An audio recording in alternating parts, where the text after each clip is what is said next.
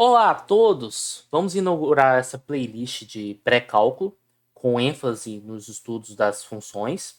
E o objetivo dessa playlist é dar uma base matemática para que vocês possam ter condições de estudar cálculo de maneira mais tranquila.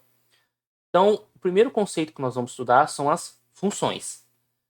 Dados conjuntos x e y que sejam não vazios, uma função f de x em y é nada mais nada menos que uma lei que associa a cada elemento x no conjunto x a um único, ora eu vou chamar de f de x, ora eu vou chamar de y, mas que seja um elemento do conjunto y. Então é mais fácil descrever usando exemplos. Então, digamos que o nosso conjunto x é formado pelos números 1, 2, 3 e o conjunto y é formado pelos números 0, 5, 10, 11. O que é uma função f? Você vai associar cada elemento do domínio, ou seja, cada elemento que está aqui, a um único elemento que está aqui. Então, deixa eu só jogar o conjunto y para cá, porque possivelmente a minha imagem está aqui na frente. Então, aqui eu vou pensar da seguinte maneira. X igual a 1, y igual a 11. Ou seja, estou associando 1 com 11. Depois, se x é igual a 3, y é igual a 5. Ou seja, estou associando 3 com 5. E para terminar, se x é igual a 2, y também é igual a 5. Uma metáfora que eu gosto de usar, uma analogia que eu gosto de usar para explicar o conceito de função é a seguinte. O conjunto do domínio seria o conjunto de todos os profissionais de arco e flecha. E o conjunto y seria o conjunto de todos os alvos. Então, o que seria uma função? Seria nada mais, nada menos, onde cada profissional tem uma única arco e flecha, uma única flecha, e ele vai acertar um determinado alvo, um único alvo. E aqui nós vamos partir do pressuposto que todos os profissionais vão acertar algum alvo e não vai errar. Então, nesse caso, o profissional que estou chamando de número 1 acertou o alvo 11, o número 2 acertou o alvo 5 e o número 3 acertou o alvo 5. Então, o conjunto dos profissionais de arco e flecha estou chamando de conjunto X, o conjunto dos alvos, que seria o contradomínio, estou chamando de conjunto Y.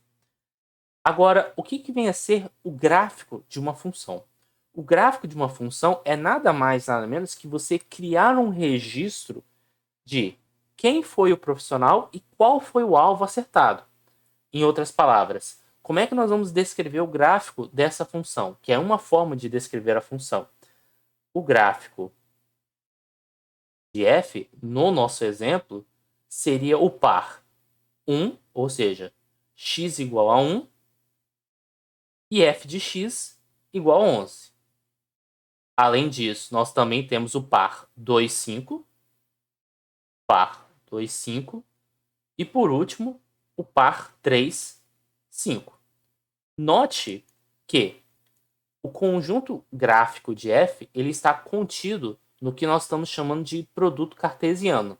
Inclusive, eu vou definir aqui o que é um produto cartesiano, mas acho que já vou até aproveitar e dentro da definição já vou fazer essa descrição.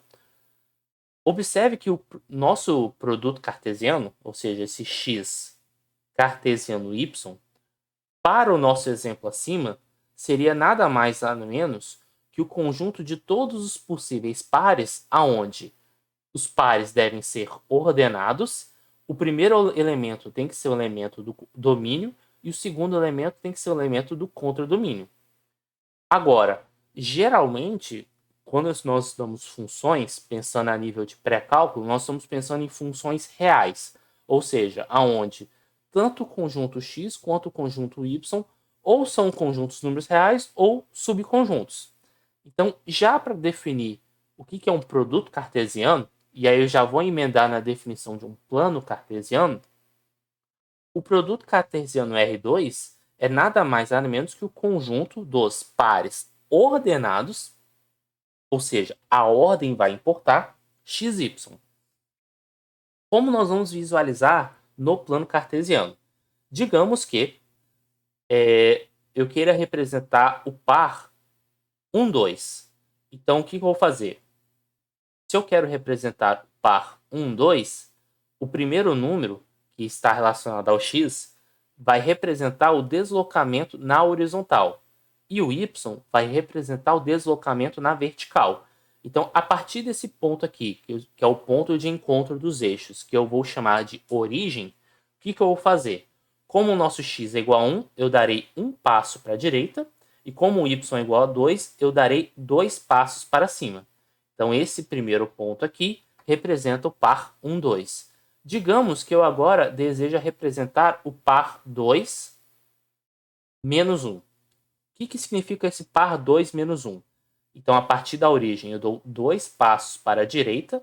E aqui, como é menos 1, isso quer dizer o quê? Que você vai deslocar para baixo. Então, aqui esse seria o nosso segundo ponto. Agora, digamos que eu queira representar agora o par menos 3 e 1. Então, a partir da origem, como aqui é menos 3, vou dar 3 passos para a esquerda e o 1 ali vai representar um passo para cima. Por quê? Porque o número negativo você vai inverter o sentido. Então, na primeira coordenada é o deslocamento horizontal, aonde se o número for positivo, você desloca para a direita. Se o número negativo for você vai deslocar para a esquerda. E a segunda coordenada, se o número for positivo, você desloca para cima. Se o número for negativo, você desloca para baixo. Então, o ponto, digamos, menos 2, menos 2, vai representar o quê? 2 passos para a esquerda, 2 passos para baixo. E para terminarmos de vez o nosso exemplo, o que seria o ponto 0, 4? Você não desloca na horizontal, mas você desloca na vertical. 1, 2, 3, 4. E aí você obteria esse ponto aqui. Então é assim que nós vamos trabalhar com produtos cartesianos. E como nós vamos... O que isso vai nos ajudar nos estudos das funções? É porque geralmente nós representamos gráficos de função não usando simplesmente essa lista que nem eu fiz essa descrição em verde. Nós geralmente usamos gráficos de funções em planos cartesianos.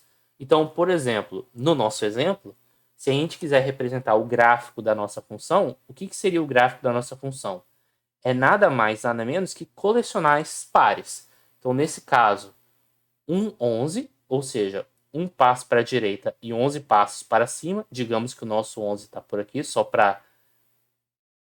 Vou ter que mudar a questão da escala, né? Só para caber certinho. Então, esse ponto é um ponto do gráfico. O ponto 2, 5, digamos que o 5 esteja numa altura mais ou menos por aqui. Ponto 2, 5, né? Porque aqui você desloca 2 passos para a direita e 5 para cima. E, por fim, o ponto 3, 5. Então, o ponto 3, 5, 3 passos para a direita e 5 passos para cima. Você não liga os pontos. O gráfico da função é literalmente os 3 pontos. Você não pode ligar os pontos, por quê? Porque se você ligar os pontos, você está dizendo, por exemplo, que, vamos dizer assim, para x igual a 1,5, você vai ter uma imagem. Só que o 1,5 não faz parte do domínio dessa função. Então, o gráfico dessa função é literalmente esses 3 pontos. Bem, uma coisa que nós vamos fazer nos estudos das funções, nós não vamos ficar apresentando assim, domínio, contra domínio. Vamos dizer assim, vai existir um contexto na qual nós vamos poder conversar. A partir de agora, sempre quando for pensar em função, eu vou escrever a lei da formação, que nem está aqui, por exemplo, f de x igual a raiz de x, ou f de x igual a 1 sobre x ao quadrado menos 9.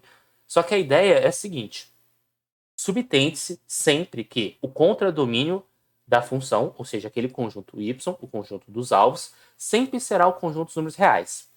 E o nosso domínio vai ser sempre o conjunto na qual a expressão faz sentido. O que eu quero dizer com isso? Faz sentido você substituir o x por 9? Sim, porque raiz de 9 dá 3. Faz sentido você trocar o x por 5? Sim.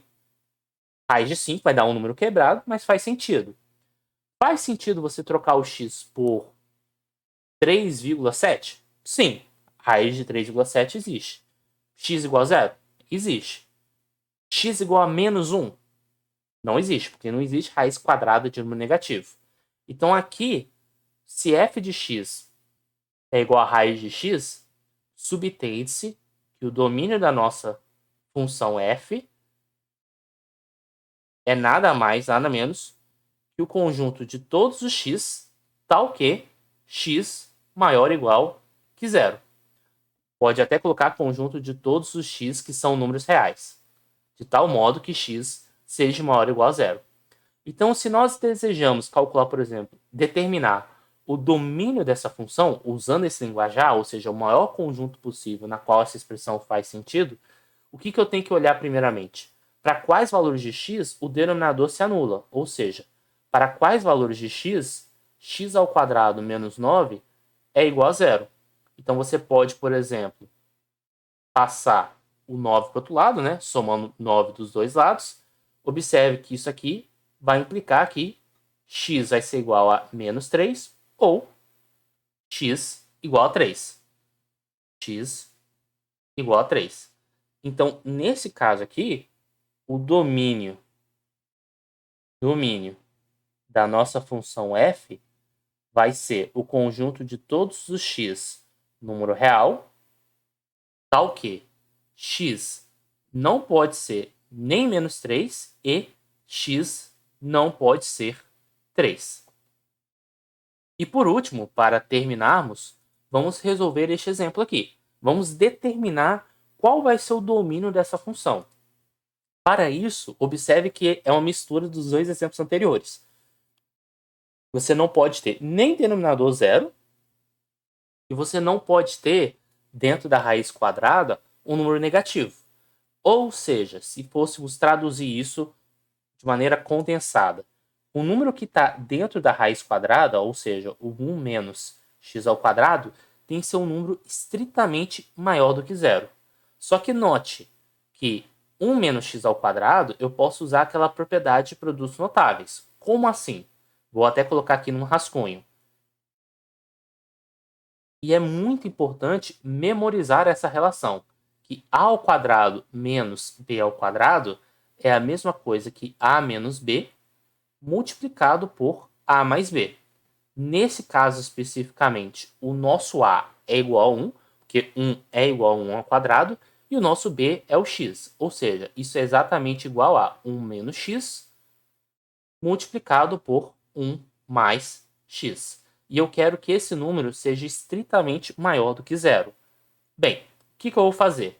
Só vou estudar o sinal de cada expressão, porque não importa o tamanho desse número.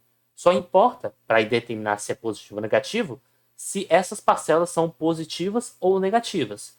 Então, para fazer o estudo de sinal, o que eu vou fazer? Eu vou fazer um estudo de sinal dessa expressão, um estudo de sinal para essa expressão e um estudo de sinal para o produto. Então, olhando para a expressão 1 menos x, para quais valores de x essa expressão vai dar zero? X igual a 1. Então, eu já vou marcar aqui de vez nosso x igual a 1. Se x é igual a 1, o que acontece quando o x for maior do que 1? Quer dizer, se x é igual a 1, essa expressão dá zero, o que acontece com essa expressão se x for maior do que 1? Por exemplo, x igual a 2, 3, 4, 5. Dá para perceber que esse número vai ser negativo. Então, eu coloco aqui um sinal de menos. Se x for menor do que 1, ou seja, 0,9, 0, menos 1, menos 2 e assim por diante, percebe-se que essa expressão 1 menos x vai dar um número positivo. Fazendo essa mesma análise aqui, no caso, ao invés de x igual a 1, eu vou pensar no x igual a menos 1, e aí se x for maior do que menos 1, por exemplo, 0, 1, 2 e assim por diante, isso aqui vai dar positivo. E se x for menor do que menos 1, por exemplo, menos 2, menos 3 e assim por diante, o resultado dá negativo. E aí o que eu vou fazer? Eu vou pontilhar, eu vou tracejar. Opa, deixa eu só voltar aqui. Eu vou tracejar aqui a minha expressão.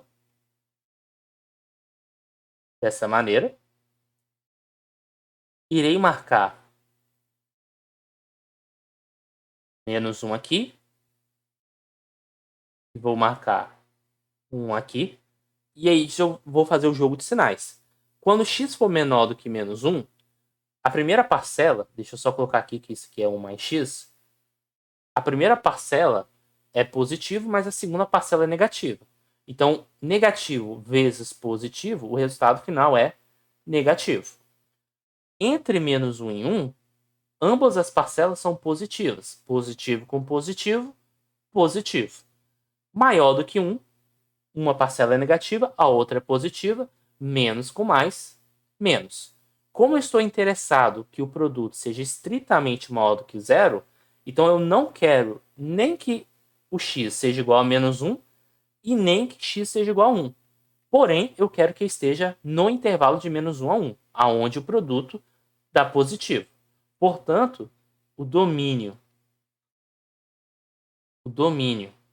da nossa função f é nada mais, nada menos que o intervalo aberto de menos 1 até 1. Bem, é claro que é um estudo introdutório de funções. Então, nós temos muita coisa ainda para navegar, descobrir e se aprofundar.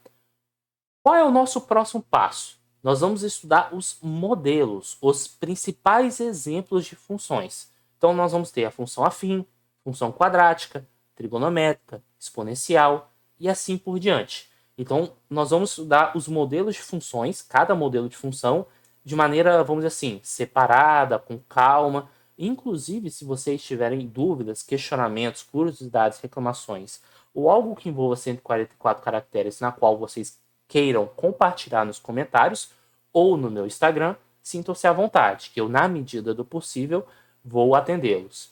Então, para a nossa próxima videoaula, nós vamos estudar o primeiro modelo, que são as funções afins. Então, caso vocês estejam gostando desse projeto, peço que curtam, que deem feedbacks e até a próxima aula.